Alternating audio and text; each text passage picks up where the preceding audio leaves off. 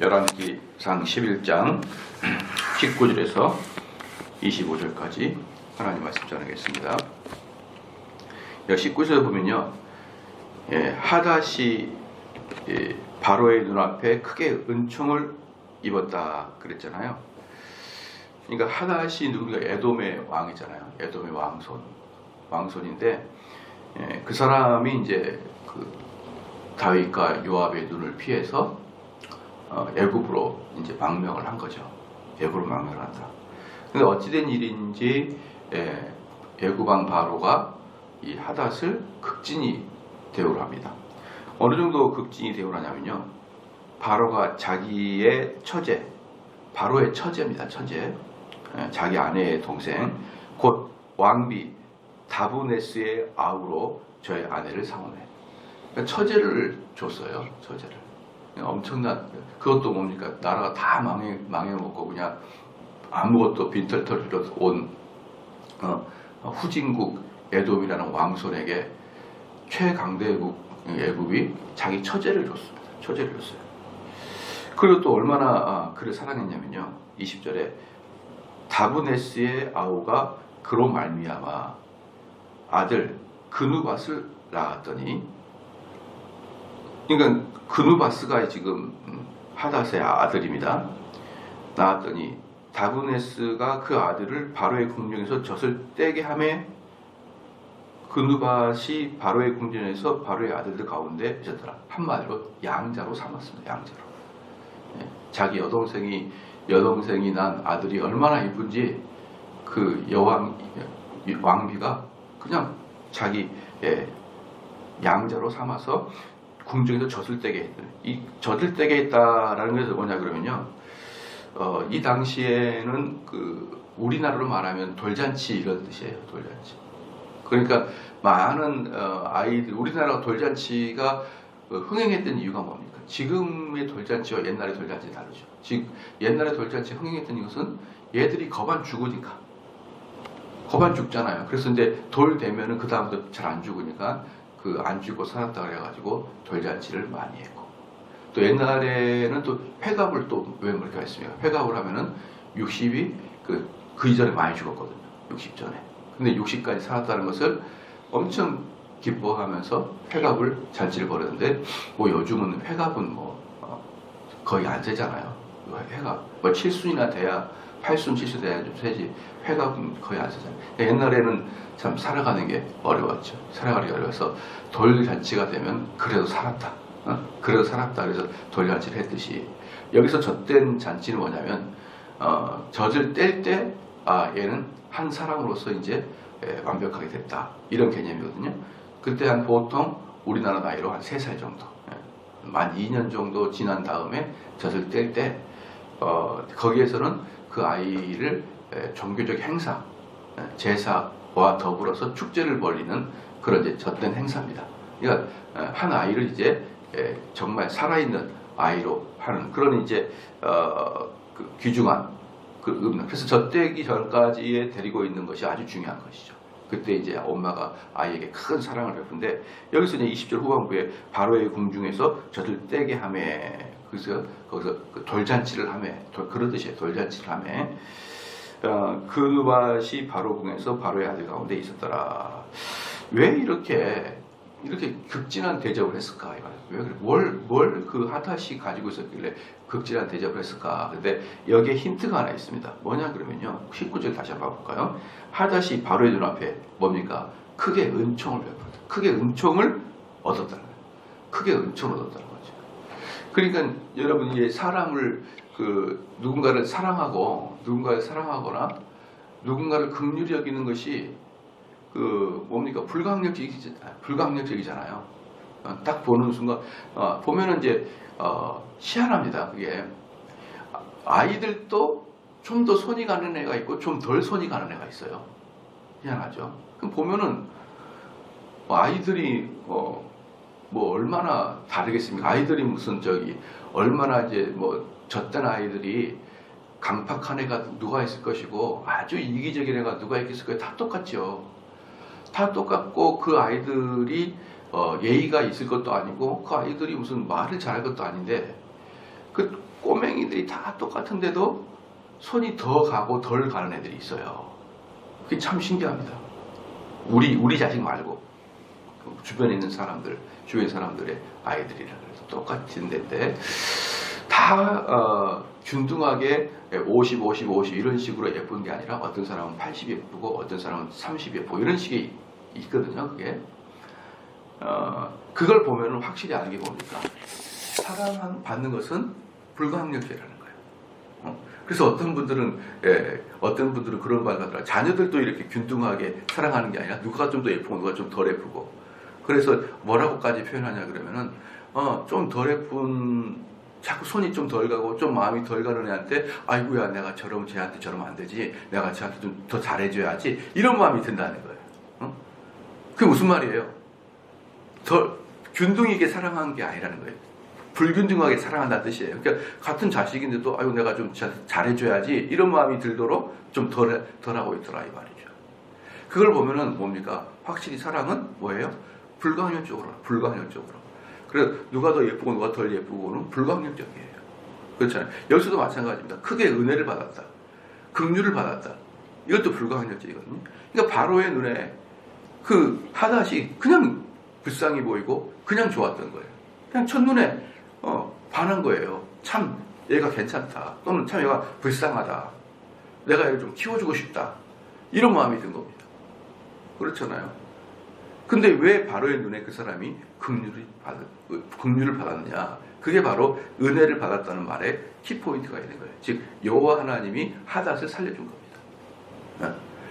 바로의 마음을 자극하여 하나님이야 믿는 자들 믿지 않는 자들 그 마음을 얼마든지 다스릴 수 있잖아요. 그러니까 하나님께서 바로의 마음을 모세 때는 강팍하게 했는데 지금은 바로의 마음을 긍휼하게 여겨서 그 하닷을 보면 은혜를 베풀기를 마음을 먹었던 것이죠. 그러면 하나님께서 또 이 하닷을 그냥 또 긍휼히 여기는 정도가 아니라 실제적 권한을 주는 거예요. 실제적 권한. 권세를 주는 거죠. 무슨 권세입니까? 애굽의 왕손이 딱 되게 하잖아요. 애굽의 왕위의 족보를 갖게 되잖아요.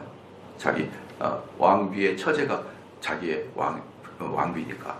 그러니까 이 하닷은 권세까지 올라가게 듬뿍 올라가고 또 그 아들이 양자로 들어가게 되고 이런 것들을 보면서 이 권세까지 엄청나게 가지게 된 것이죠.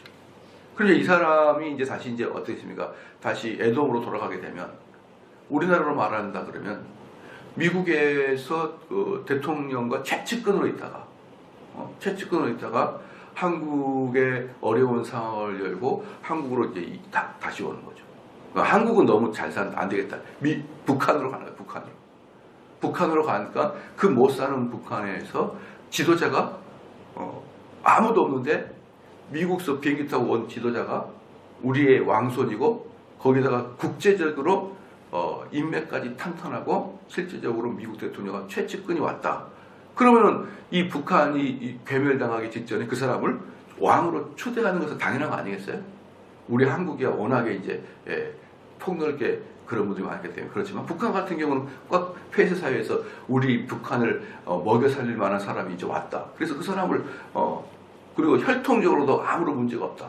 그럼 그 사람이 당연히 큰 권세를 얻는 건 당연한 거 아니겠습니까? 그러니까 이제 이 하닷이라는 사람이 긍휼함도 얻고 권세도 얻었어요. 하나님께서 그에게 은혜를 주어가지고 이렇게 살려준 겁니다. 왜요? 왜 그럴까요? 왜 하나님이 이렇게 하닷을 이렇게 사랑도 받고 권세도 얻게 해줬을까요? 솔로몬 혼내려고. 여러분 그걸 잘 알아야 됩니다. 하나님이 하닷을 이렇게 보호해 준 것은 목적이 딱 하나예요. 솔로몬을 혼낼 인재를 키우는 거예요.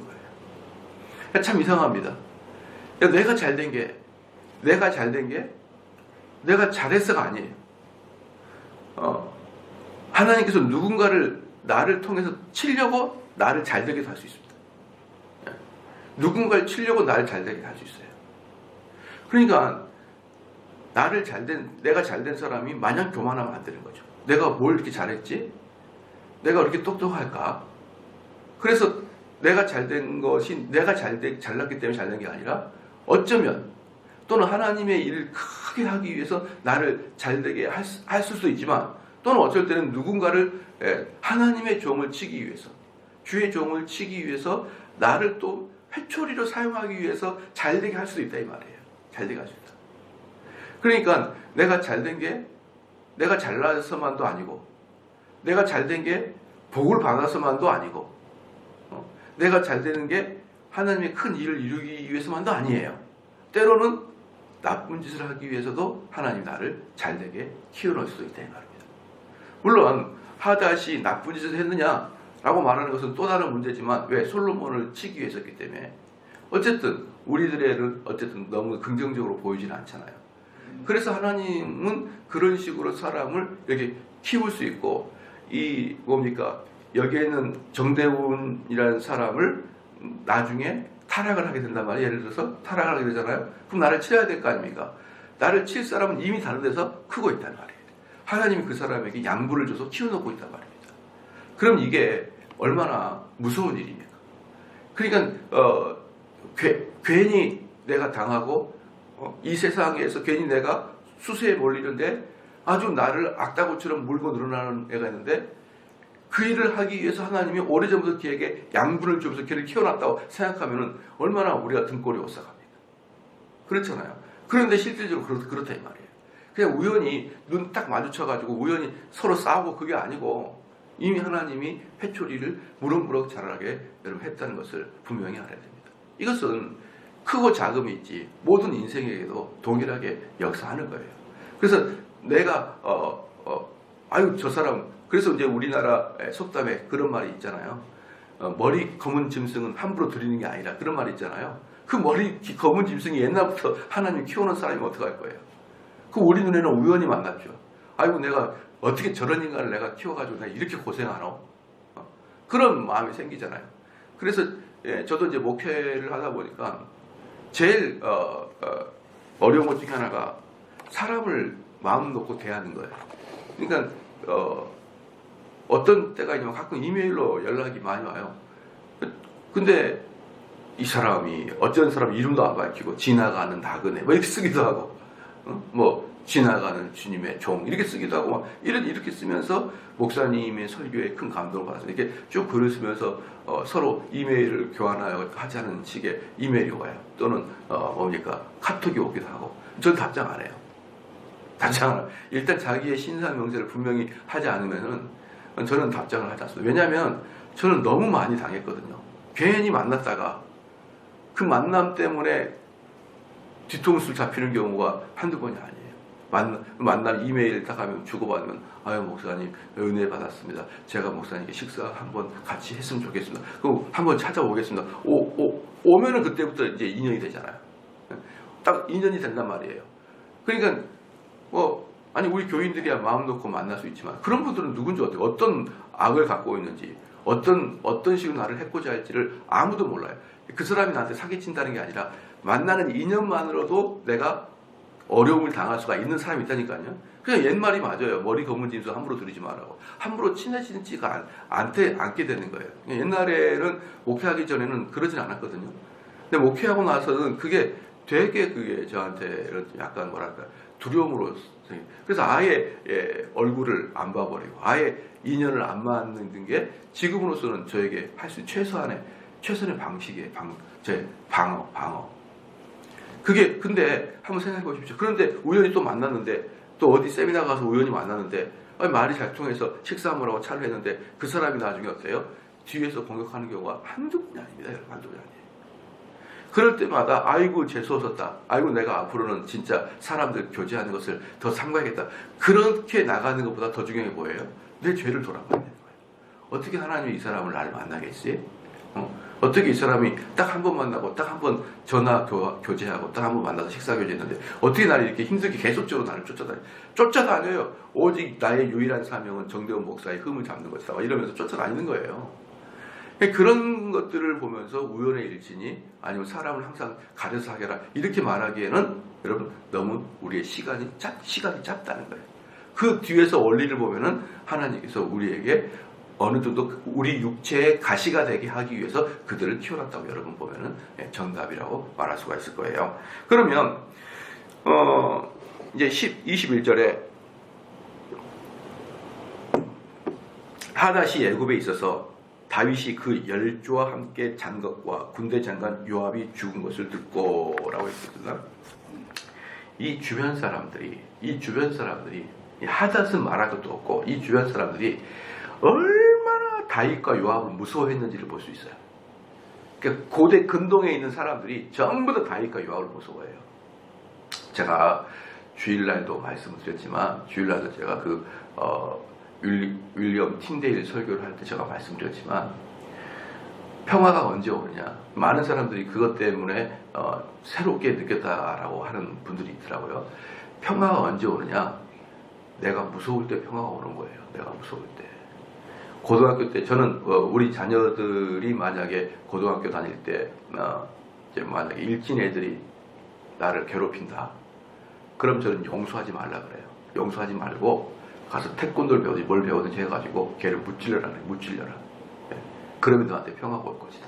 백날 용서해봐야 너 중학교 졸업할 때까지 고통만 당해. 그래서 저는 태권도를 엄청나게 연마했잖아요. 중학교 1학년 때부터 그냥 얼마나 연마했던지 중2 때부터는 그냥 막 날아다니는 검정띠어 같아가지고 아무도 저를 못 건드렸거든요. 아무도. 왜? 살아있는 그 깽이었거든. 깡 아니면 죽음을 달라. 이게 저의 삶의 모토였거든요. 그냥 못 건드렸어요. 저를 못 건드렸습니다. 한 중2 때부터 중2, 중3 때까지는 머리를 쭉쭉 펴고 다녔죠. 조그만. 저는 사람들에 대한 신뢰가, 특별히 믿지 않는 사람들의 신뢰는 전혀 없어요. 내가 저 사람 용서할 때 저 사람이 언젠가 돌아설 것이다. 저는 믿지 않습니다. 저 사람은 끝까지 나를 괴롭힐 것이다. 그래서요, 여러분 북한과 우리를 평화 조약을 맺으려면 한 명의 공무원을 죽이면 나는 너희들 100명의 군인을 죽여버릴 거야. 이걸 대한민국 모토로 삼아야 돼요. 예를 한번 들어볼게요. 이스라엘을 가게 되면요, 아마 가보신 분들은 알지만 팔레스타인 지역, 그러니까 이슬람 지역하고 이스라엘 지역이 펜스로 딱 막아놨어요. 펜스로. 여기서부터 여기까지 이슬람 지역, 여기서는 이스라엘. 왔다 갔다 하지 마. 이렇게 막아놨어요. 그럼 보셨죠? 갔던 분들은. 그러니까 우리로 말한다 그러면은 용산구는 이슬람 지역, 옆에 중구는 유대인 지역, 이렇게 돼 있어요. 그래가지고 그 가운데 펜스 딱 써놨어요. 옆 동네야, 옆 동네. 그럼 그 팔레스타인에 있던 애들이 초소형 미사일을 풍 쏴버려요. 지나가다가. 누가 누군지도 몰라요. 펑 쏴가지고 예루살렘 지역으로 땅 쏴놓으면 어떻습니까? 예루살렘 지역에서 민간인이 죽어요. 그렇죠? 그러면 유대인들은요, 이스라엘 어떤 줄 아닙니까? 비행기를 띄워가지고 미사일로 박살내버려요. 팔레스타인. 그럼 팔레스타인에 여러분들이 가끔 이렇게 TV에 보면은 애기들이 죽어가지고 이렇게 들고 있는 거 보이죠? 애들이 그 아줌마하고 그냥 쏴버려요. 미사일로. 수백 명, 수천 명 죽여버리게. 그러니까 팔레스타인이 절대 미사일 못 쏴요. 걔네 팔레스타인은 초소형 미사일 갖고 다녀요. 테러리스트들이 초소형 미사일 갖고 있다가 그냥 가다가 퉁 쏴버려요. 그럼 그게 넘어간단 말이에요. 그럼 예루살렘에 있는 민간이 죽어요. 한 대여섯 명 죽겠죠. 그러면 거기는 수백 명, 수천 명 죽는다니까요.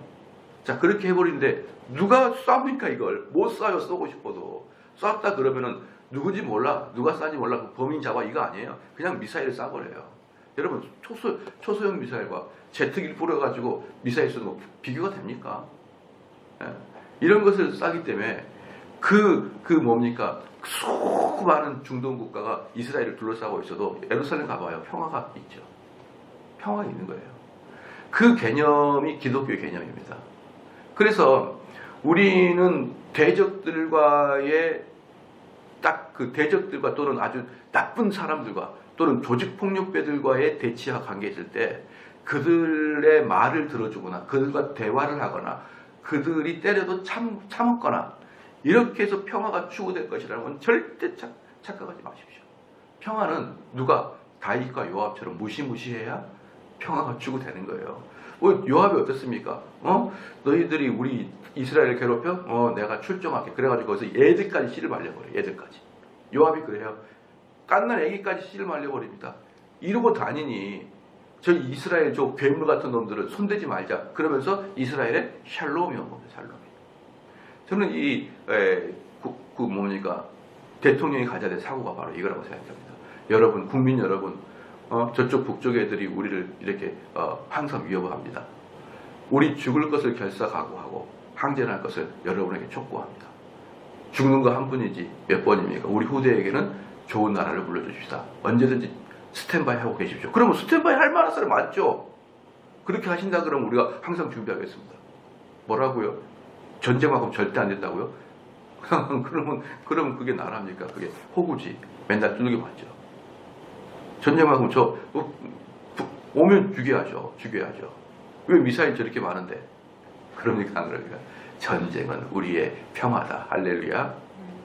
대답도 안 하고 꿀먹은 벙어리 마냥 그렇게 있습니까? 전쟁하기 딱 마음 먹고 그러면 여러분 북한이요. 옛날에 그랬어요. 그럼 전쟁하자는 말이냐? 제가 이런 말 하니까 목사님 전쟁하라는 말이 이랬어요. 그래서 내가 그랬죠. 절대 전쟁 안 돼. 왜? 우리한테 누가 있으니까? 미국이 있으니까. 여러분 북한이 우리나라에 미사일을 쏘는 순간 그건 미국 캘리포니아 쏘는 거예요. 절대로 우리나라 침범할 국가가 없습니다. 이 세상에. 소련은 옛날에 없어졌구나. 러시아고 중국이고 미국, 북한이고 우리나라에 미사일 쏠 수가 없어요. 왜입니까? 미국이 딱 철책선을 넘어서는 순간 미국 자력 뭐예요? 전쟁 참전입니다. 미국 자력 전쟁 참전. 그럼 북한이 제일 원하는 게 뭐예요? 북한이 제일 원하는 게 뭡니까? 미군 철수? 미군 전시 작전권 철회. 이게 없으면은 어때요? 딱 우리나라 자주국방 딱 됩니다. 자주국방 되면은 미사일 쏴도 우리가 이제 알아서 해야 돼요. 미군 개입 안 됩니다. 그러니까 북한이 제일 원하는 거, 중국이 제일 원하는 거, 대한민국 자주국방이에요. 알겠습니까? 근데 그거 좋다고 또 젊은이들은 우리나라로 내가 지켜야지 툭 묶이는 소리 하고 있네. 미군 형님이 있으니까 꼼짝도 못하는 거예요. 전 세계가 아무도 한국을 못 건드려요. 미군 자동 개입이니까. 근데 그걸 처리하려고 하는 게 지금 정부예요. 그걸 처리하려고 하는 게. 나는 왜 이렇게 하려고 하는지 도무지 모르겠어요. 다윗과 같이 요압같이 무시무시한 사람이 있어야 됩니다. 무조건 덤벼? 다 죽일 거야. 그러면 국가가 어때요? 그럼 국민이 어떻습니까? 평화롭다니까요. 왜 그런 너무나 단순한 개념을 모를까요? 나는 알 거라고 생각하는데. 보십시오. 그래서 21절에 하닷이 예굽에 있어 다윗이 그 열조와 함께 장갑과 군대 장관 요압의 죽은 것을 그때 듣고 바로에게 고하되 나를 보내어 내 국가로 보내달라 그랬습니다. 왜 그럴까? 딱 그가 죽은 걸 듣고 이제는 어땠던 거예요? 내가 이제 국가에 가가지고 내가 테러리스트를 만들겠다. 그렇게 마음먹은 거예요. 다윗과 요압이 죽었네. 이제 내가 들어가야 되겠다. 이렇게 된 거죠. 그럼 다윗과 요압이 죽을 때가 언제냐면 약 BC 970년경에 죽었습니다. BC 970년경에 죽었어요. 그리고 이제 14절 한번 가볼까요? 14절 보면은 14절 봐보십시오. 여호와께서 에돔 사람 하닷을 일으켜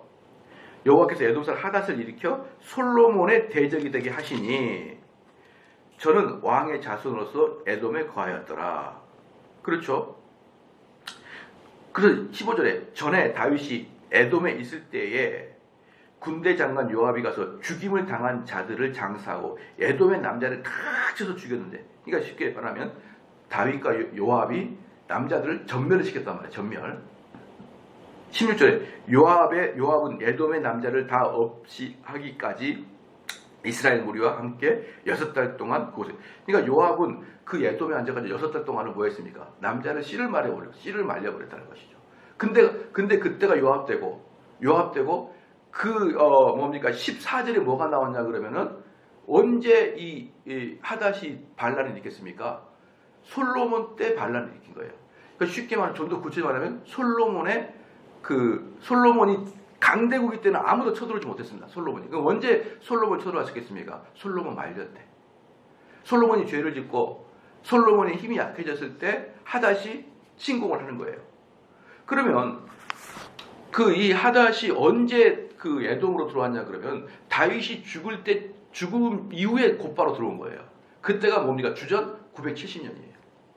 970년대에 들어와서 그럼 솔로몬이 힘이 약해가지고 주변 나라들이 솔로몬을 침공하기 시작한 나라가 주전 940년입니다.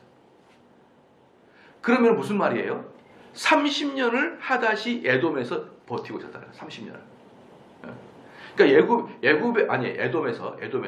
에돔에서 애굽에서 에돔으로 와가지고 30년을 에돔에서 뭐 하고 있던 거예요? 무장 게릴라 단체에 대빵이 돼가지고 있었던 거예요.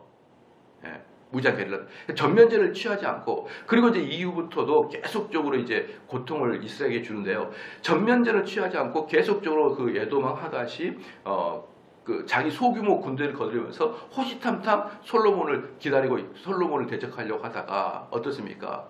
솔로몬이 힘이 약해지니까 이제 찝쩍찝쩍 들어오는 거예요. 여러분, 우리 그 나라에 한번 봐보시죠. 우리나라에 그 바이러스가 엄청 많죠. 그 어떤 분이 그런 얘기 하더라고요. 어떤 분이 무슨 얘기 했냐면요. 코로나 바이러스가 전 세계 10%가 걸렸다. WHO에서 그렇게 발표했대요. 전 세계 10% 정도가 코로나 바이러스에 감염되어 있다라고 얘기하고 있고, 제가 얼마 전에 본 사람이 아들이 코로나 바이러스 걸렸는데 말짱 그냥 약간 미열이 지나가고 말았대요. 그런 게 독감 비슷하게 걸리는 경우도 많나 봐요. 그러니까 코로나도 여러 가지 종류가 있을 거라고 생각을 해요. 근데 어떤 것은 독감식으로 왔던 거나 어쩌면은 약간 미열이 있다가 지나가가지고 약간 검사가 코로나 바이러스 됐던 거예요. 그냥 코로나라는 게 아주 무서운 것도 있고 아주 그냥 지나간 것도 있고 그런 것 같아요.